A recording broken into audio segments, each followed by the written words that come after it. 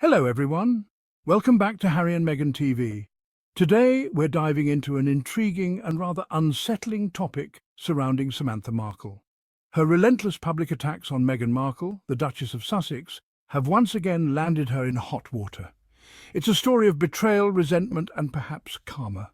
The world watched in astonishment. The news spread like wildfire, capturing the attention of millions across the globe. Every television screen, every social media feed and every newspaper headline was dominated by the unfolding drama. Samantha Markle, half-sister to Meghan Markle, launched a relentless campaign against the Duchess of Sussex. With every interview, every press conference and every public appearance, she seemed more determined to tarnish Meghan's reputation. It was a public spectacle fueled by resentment and a hunger for the limelight. The media frenzy only added fuel to the fire, with reporters and paparazzi scrambling to capture every moment of the unfolding saga. Samantha, with a venomous tongue, sought to dismantle Meghan's character, painting her as a social climber with a heart of ice. Her words were sharp and cutting, designed to inflict maximum damage. The attacks began even before the royal wedding. As Meghan and Prince Harry prepared for their big day, Samantha's accusations and stories began to surface, casting a shadow over the joyous occasion. Samantha capitalized on her connection to Meghan, courting the media with salacious stories and fabricated tales. She became a regular fixture on talk shows and in tabloid headlines, each appearance more sensational than the last. It was a betrayal of the most intimate kind, a sister turning against her own flesh and blood. The public was left to wonder how such a deep rift could form between siblings. The world questioned her motives. Was it a genuine concern for the truth, or was there something more sinister at play? The public was divided, with some sympathizing with Samantha and others condemning her actions. What drove Samantha to such extremes? Was it a deep-seated jealousy, a desperate cry for attention, or a toxic cocktail of both? The questions lingered with no clear answers in sight. Was it jealousy, a desperate cry for attention, or a toxic cocktail of both? Theories abounded, but the truth remained elusive. Samantha's actions seemed to stem from a complex mix of emotions and motivations. Whatever the reason, the damage was done. The once close family was now fractured, with wounds that might never heal. The public watched the drama unfold, unable to look away from the train wreck. A family was fractured, and the public watched with a mixture of fascination and disgust. The spectacle was both captivating and heartbreaking, a reminder of the destructive power of fame and resentment. Samantha's weapon of choice? The media. She wielded it with precision, driven by years of pent-up resentment. Every interview was a calculated move to tarnish Meghan's image. Her voice dripped with bitterness, painting Meghan as a heartless manipulator.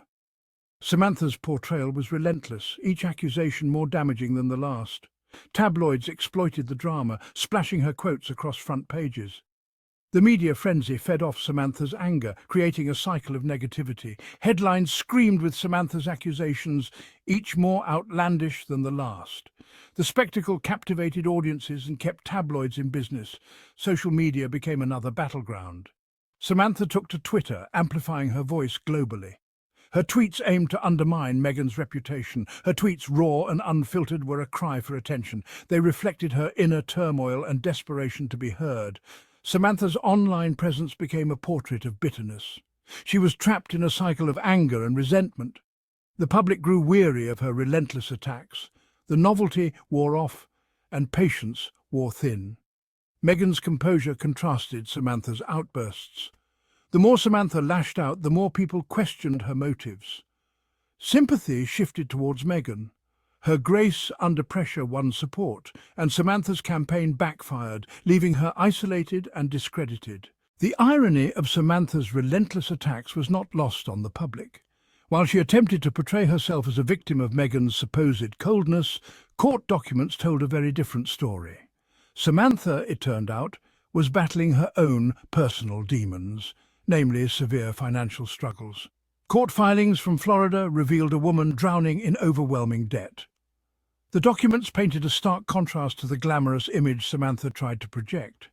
Here was a woman who, while attempting to profit from her connection to royalty, was struggling to keep her head above water financially. The revelations cast a new, revealing light on her motivations.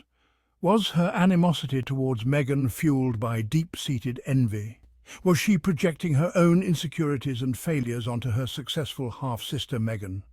The public once again was left to ponder the true depths of Samantha's apparent bitterness. Samantha, despite her financial woes, seemed determined to capitalize on her connection to Meghan. Her financial struggles were no secret, and she often found herself in the public eye, not for her achievements, but for her relentless pursuit of attention. She announced book deals, promising to reveal the truth about the Duchess. The promise of insider information about the royal family was tantalizing to the public, and Samantha knew it. She marketed her books as tell-all revelations, hinting at secrets and scandals that would shock the world.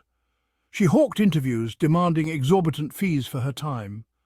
Every appearance was meticulously planned to maximize her exposure and, consequently, her earnings. Samantha's media tour was extensive, and she became a familiar face on talk shows and news segments. Her desperation to remain relevant was palpable. Each public appearance seemed more frantic than the last, as if she feared being forgotten. The pressure to maintain her newfound relevance weighed heavily on her. The public watched with a mix of fascination and skepticism. Social media buzzed with reactions, many mocking her attempts to stay in the limelight. Memes and jokes circulated, highlighting the absurdity of her situation. Here was a woman who claimed to be deeply hurt by her half-sister, yet she was willing to exploit their fractured relationship for financial gain.